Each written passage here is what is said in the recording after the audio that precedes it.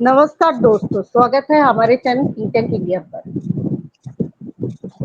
2 दिन पहले हमारे देश में एक बहुत ही भयानक एयर क्रैश हुए हैं। अहमदाबाद में हमने देखा लंदन जाने वाली एयर इंडिया की बोइंग फ्लाइट में ड्रीमलाइनर में वो जो एक्सीडेंट हुआ उसमें करीब 200 279 लोगों को जान चली गई। उसमें जितने सारे पैसेंजर्स थे उसमें एक को छोड़कर और क्रू मेंबर्स थे, और वो जो प्लेन जो हॉस्टल पे मेडिकल हॉस्टल पर अहमदाबाद में क्रैश हुए हैं उसमें सबकी जान चली गई। इस घटना की याद करते हुए जिसने भी जान गंवाई उसके आत्मा की शांति कामना करते हुए आज हम हमारे शो शुरू करते हैं। आज हमारे टॉपिक है इजराइल ईरान वार। आखिर क्यों एक दूसरे के खून के प्यासे है इजराइल और ईरान, इस बारे में आज हम बात करेंगे। और इस बारे में बात करने के लिए हमारे साथ हमेशा की तरह मशहूर journalist and political analyst Vinod Shukla ji and another political analyst Divyendu Dalal ji join कर रहे हैं। विनोद जी, मेरा पहला सवाल आपसे है, ऐसा इजराइल और ईरान के बीच किस बात को लेकर इतनी तानातानी चल रहा है जो एक दूसरे की खून की प्यासी हो गया है? इसकी हिस्ट्री क्या है? देखिए वसुधा जी, इजराइल और ईरान के बीच जो बेसिक अभी जो दिक्कत है वो इस बात को लेकर के है कि इजराइल ने यूएन के एक कॉन्फ्रेंस में ये बोला था कि वो ईरान को न्यूक्लियर पावर बनने नहीं दे सकते हैं, इसलिए कि वो न्यूक्लियर पावर बन जाएगा तो वो उसके लिए बड़ा थ्रेट है। और इस बात को लेकर के अमेरिका की भी उसके साथ सहमति है, लेकिन ईरान चोरी छिपे न्यूक्लियर पावर बनने की जो वो है उसके लिए यूरेनियम और बाकी जो जरूरतें होती है वो प्रोक्योर कर रहा था। और इस तरह के की खबरें हैं कि वो 14-15 जगहों पर यूरेनियम प्लांट्स हैं जहाँ पर उस पर काम होगा। तो ये जो है अभी फौरी तौर पर तो ये मामला है।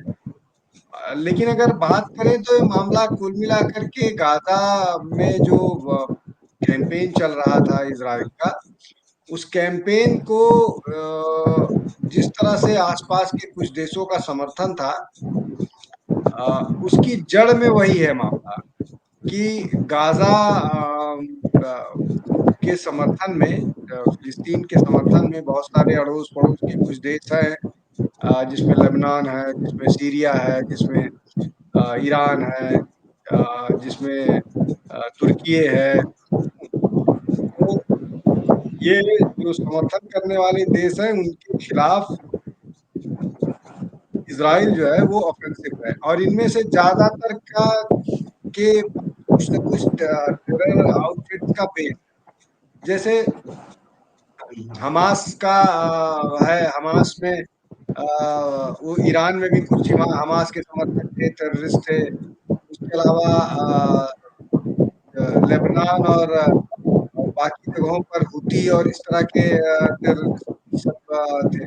तो कुल मिलाकर के इजराइल का अपना मानना है कि वो आतंकवाद के खिलाफ सेल्फ डिफेंस लड़ाई लड़ रहा है, और ईरान या इस तरह से देश जो है वो फिलिपी वो पैलेस्टाइन के साथ इजराइल के अटैक के खिलाफ खड़े हैं। तो मोटा मोटी यही है मामला। लेकिन न्यूक्लियर पावर बनने की जो ईरान की चाहत है वो भी एक बड़ा फैक्टर है इस वार के एस्केलेट होने में। जी वसुधा। दिव्येंदु जी, ईरान और इसराइल की जो लड़ाई हो रही है, इस लड़ाई पे हम देख रहे हैं कि पूरी दुनिया दो खेपों में बांट गया है।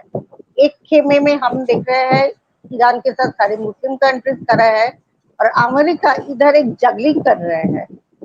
और भारत क्या करेंगे इस बारे में, क्योंकि ईरान और इसराइल दोनों ही भारत के बहुत अच्छे दोस्त हैं। आप क्या बोलेंगे इस पर? नमस्कार।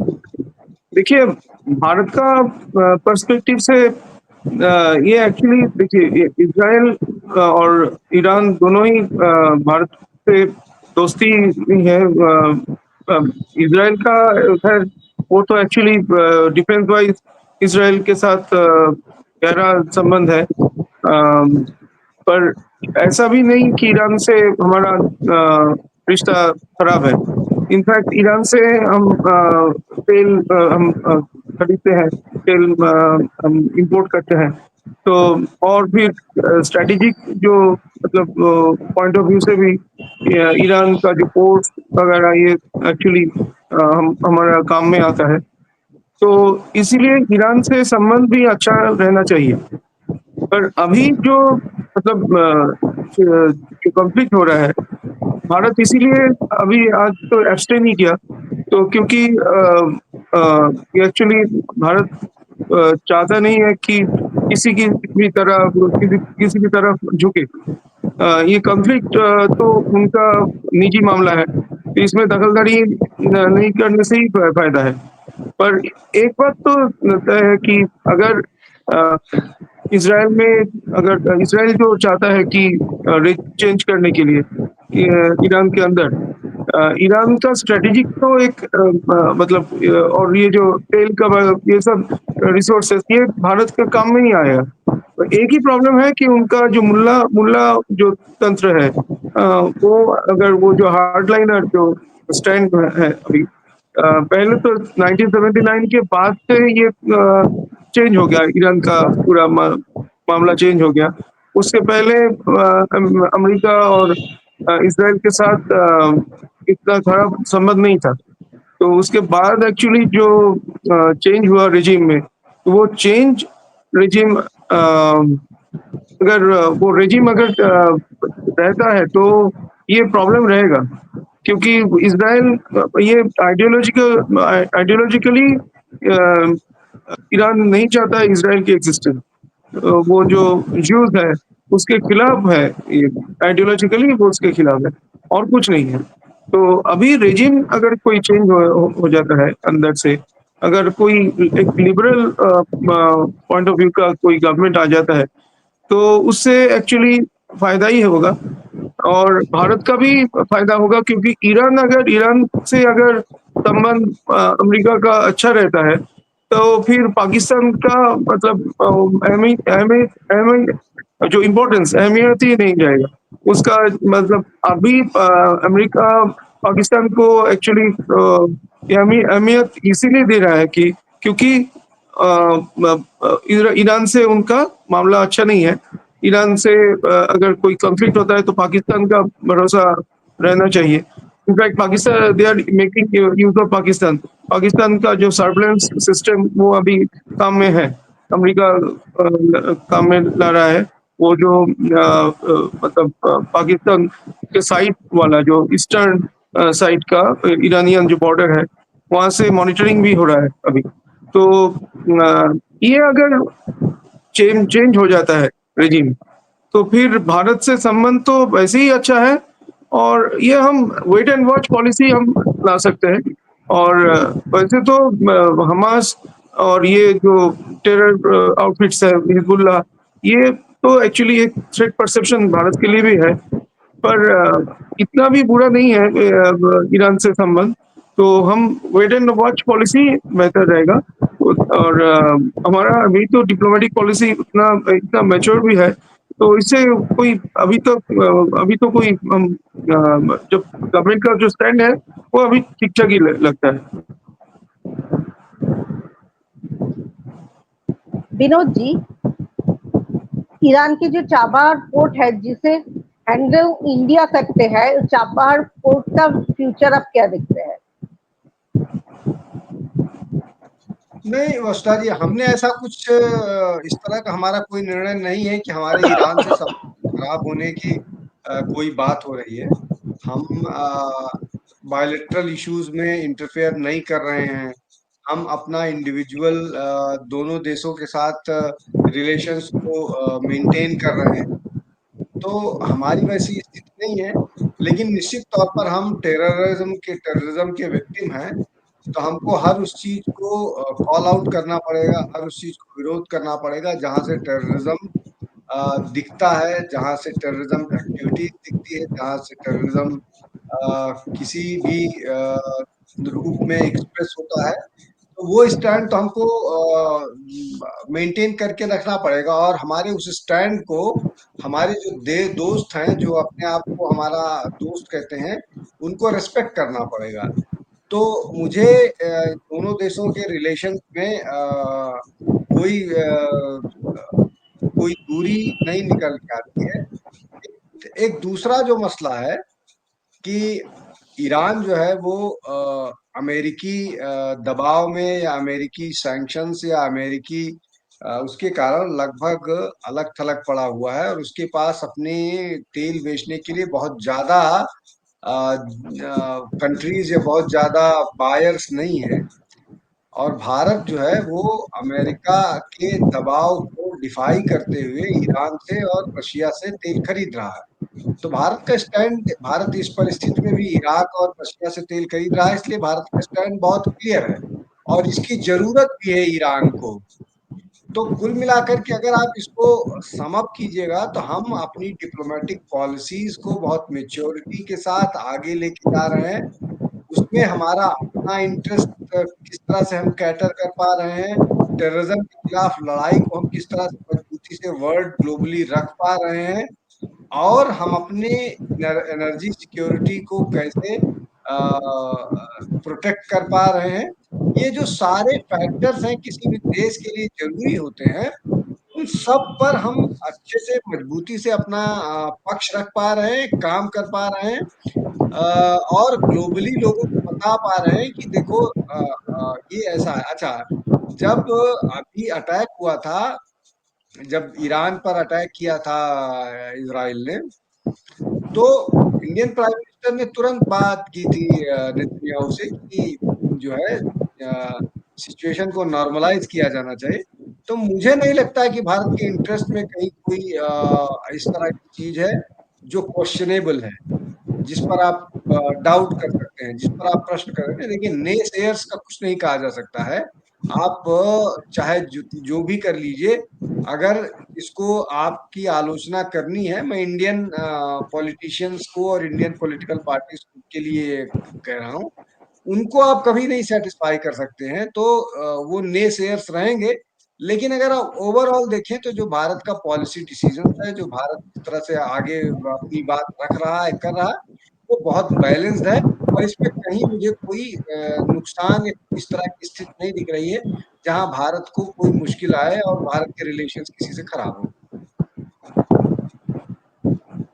Dibyendu ji, my last question to you. Israel के ईरान के अब म्यूट हो गए हैं। आप म्यूट हो गई हैं। तो आपको क्या लगता है, ईरान पे तो अपर हैंड इजराइल ने ले लिया है, ईरान भी रिटेलिएट कर रहा है, ऐसा बात नहीं है, लेकिन इजराइल जिस तरह से ईरान पर चढ़ गया है, आपको क्या लगता है ईरान के बाद इजराइल अब पाकिस्तान को भी अपने गर्भ में ले लेंगे? हाँ, एक्चुअली देखिए, इजराइल का डिफेंस वाइज जो फायर पावर है, वो उसमें बहुत ही वैरायटी है इजराइल का, और एक्सपर्टाइज भी, मतलब जो एक्सपर्टाइज भी ईरान के तुलना में बहुत ही ज्यादा है। क्योंकि देखिए, पहली दफा इजराइल क्या किया, 200 एयरक्राफ्ट भेजे थे, उसका पूरा एयर डिफेंस सिस्टम चरमरा गया था, कुछ भी नहीं कर पाया। और पूरा अटैक किया न्यूक्लियर फैसिलिटीज में, जो जहाँ पे भाई वो काम हो रहा था।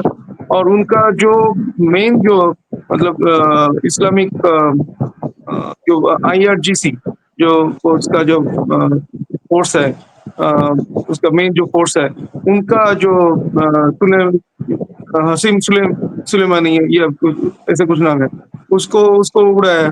फिर न्यूक्लियर साइंटिस्ट को भी 20 ऐसा, मतलब जो टॉप क्लास का जो कमांडर्स और साइंटिस्ट सबको एलिमिनेट कर दिया। तो पहले ही उनका मतलब कमर टूट गया ईरान का। और फिर जो ड्रोन से भी हमला, ड्रोन कैसे भेजा, वो स्मगल करके उधर ईरान ईरान के अंदर घुस गए और फिर वहां से ड्रोन से हमला किया। देखिए 2000 किलोमीटर का फासला है ईरान और ये इसके बीच, इसराइल के बीच। पर ये फासला पूरा तय किया और उधर जाके ड्रोन से, मतलब ड्रोन को उधर भेजे, फिर वहां से हमला किया।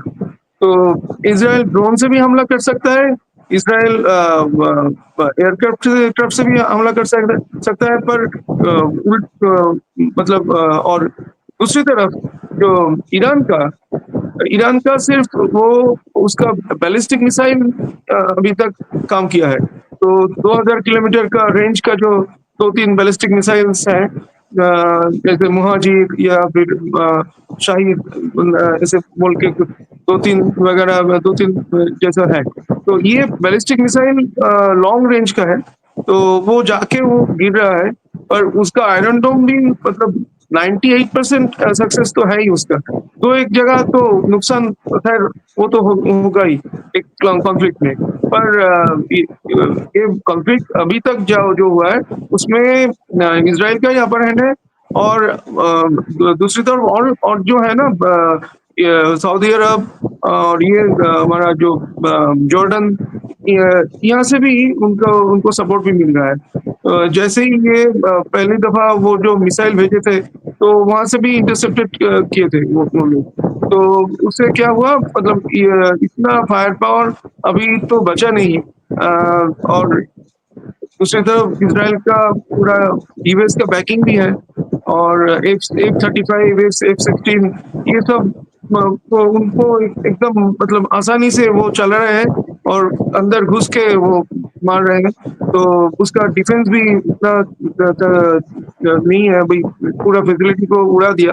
तो ईरान एक्चुअली देखिए लॉन्ग रन में इसराइल का शायद डिस्ट्रक्शन नहीं है, न्यूक्लियर जो फैसिलिटीज है उसको जो वो बन रहा था यूरेनियम लाके, वो जो बनाना चाह रहा था उसको डिस्ट्रॉय कर पाए, ये उसका गोल है।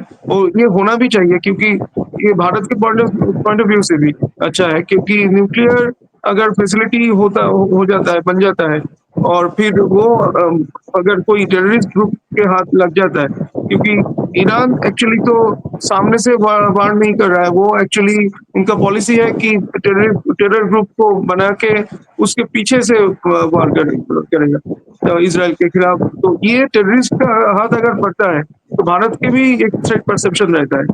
तो जो भी हो, इसराइल में ईरान में अगर कोई रेजिम चेंज होता है जिसका एक्चुअली ऑब्जेक्टिव है, तो वो एक्चुअली अंदर से भी ईरान का सिचुएशन अच्छा नहीं है।